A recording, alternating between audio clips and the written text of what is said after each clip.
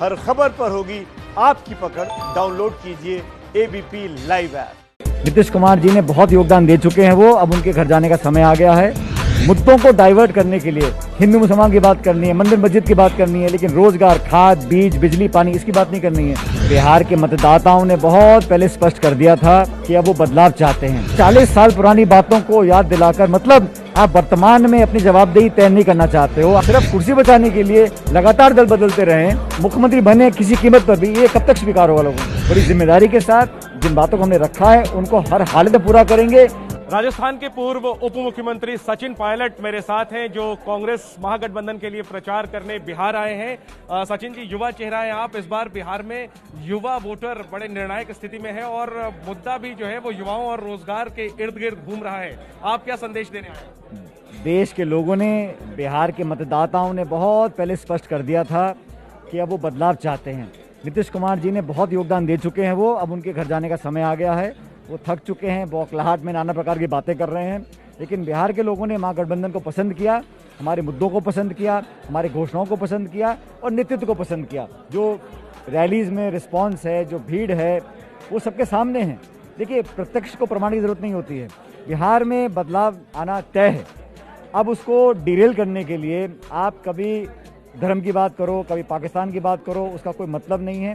रोजगार, सुरक्षा, सुशासन, नीतीश कुमार जी ने 15 साल तक शासन किया, अलग अलग दलों के साथ रहकर सत्ता में काबिज रहे, लेकिन बिहार के लोगों की जो आकांक्षाएं थी, जो एस्पिरेशंस थी, उसको पूरा नहीं कर पाए। तो लोकतंत्र में ठीक है, आपका बहुत समय हो गया, बदलाव आइएगा। और जब महागठबंधन की सरकार बनेगी तो मैं समझता हूं कि बिहार के चुनाव से देश की राजनीति में भी एक बड़ा मोड़ आने वाला है।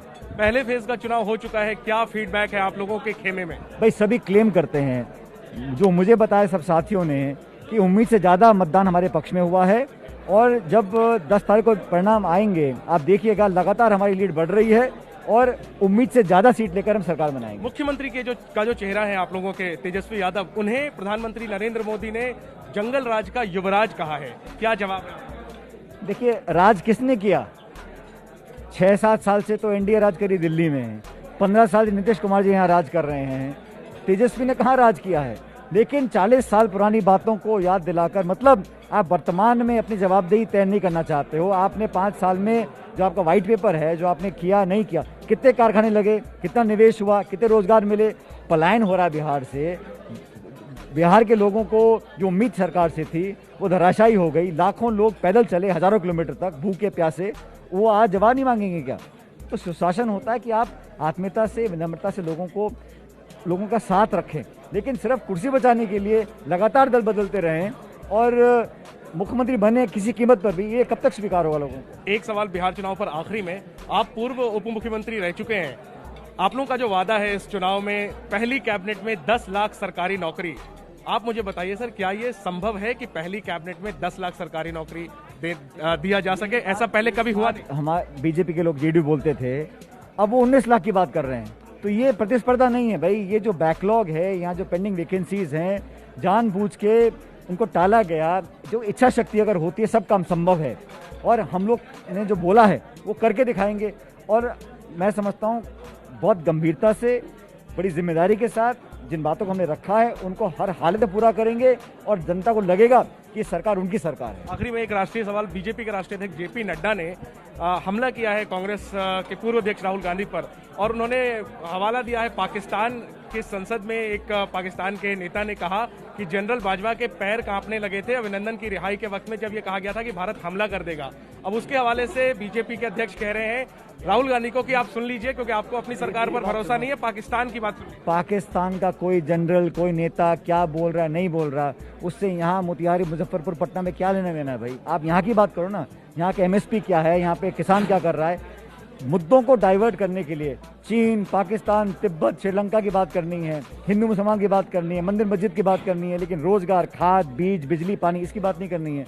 आपने घोषणा पत्र में जो लिखा है उस पर बात करनी चाहिए। देखिए, ऐसी बातें तब बोली जाती हैं जब अपने काम पर विश्वास नहीं है। अगर आपको विश्वास अपने ऊपर है, अपने काम के ऊपर, नेता के ऊपर है। बीजेपी ने तो नीतीश कुमार जी की सारी फोटो गायब कर दी हैं। उन्हें लग रहा है कि ये हमारे को नीचे ले जा रहे हैं, तो उनको यहाँ से गायब कर दिया बीच रास्ते। कभी सुना है आपने? चुनाव में 2 दल साथ लड़ रहे हैं और आपने उनको गायब कर दिया, मुख्यमंत्री को गायब कर दिया। तो हाथ तो होंगे मुख्यमंत्री कहीं ना कहीं नीतीश कुमार जी। तो ये सब घटनाक्रम जो हो रहा है पब्लिक सब देख रही है। प्रधानमंत्री ने इंटरव्यू दिया है और कहा है कि 5 ट्रिलियन इकोनॉमी का जो सपना है वो पूरा होगा और अर्थव्यवस्था उम्मीद से ज्यादा तेजी से पटरी पर आ रही है, जबकि आप लोग आरोप लगा रहे हैं कि अर्थव्यवस्था खराब हो। भाई 2 करोड़ रोजगार का वादा किया था, किसान की आमदनी दुगनी करने का वादा किया था, 15 लाख खाते महंगे वादा किया था। वादा अलग होता है, धरातल पर क्या हो रहा है? अर्थव्यवस्था चौपट हो चुकी है, कारखाने बंद हैं, लोग बेरोजगार हैं, लोगों के पास धंधा पानी नहीं है, नौजवान हताश हो रहा है। उसके लिए कोई बहुत ठोस योजना केंद्र सरकार के पास है नहीं, ये बात सच है। आप मध्य प्रदेश गए, ये लास्ट सवाल है, मध्य प्रदेश गए, वहां पे आपने सिंधिया जी का नाम नहीं लिया, इसको लेकर के बड़ी चर्चा हुई कि पायलट साहब ने सिंधिया जी का नाम। बिल्कुल नहीं, मैं वहाँ गया मेरी पार्टी के लिए प्रचार करने के लिए गया और मैं दावे से बोल रहा हूँ 28 सीट पे हम लड़ रहे हैं, 28 के 28 हम जीतेंगे। और मैंने ये भी कहा, देखिए राजनीति में आप मुद्दे, सिद्धांत, इशू, पब्लिक की बात करिएगा। व्यक्तिगत नाम लेकर किसी को भला बुरा कहने से कुछ साबित नहीं होता और ये सब लोगों के लिए लागू होता है। मैं अपनी बात मजबूती से बोलकर आया हूं। मैं मध्य प्रदेश दोबारा परसों जा रहा हूं। डंके की चोट पर मैं प्रचार किया है और डंके की चोट पर हम जीतेंगे। शुक्रिया सचिन पायलट हमसे बात करने के लिए। कैमरा पर्सन अजय तिवारी के साथ Jainendra, ABP news, Patna. ABP news आपको रखे आगे।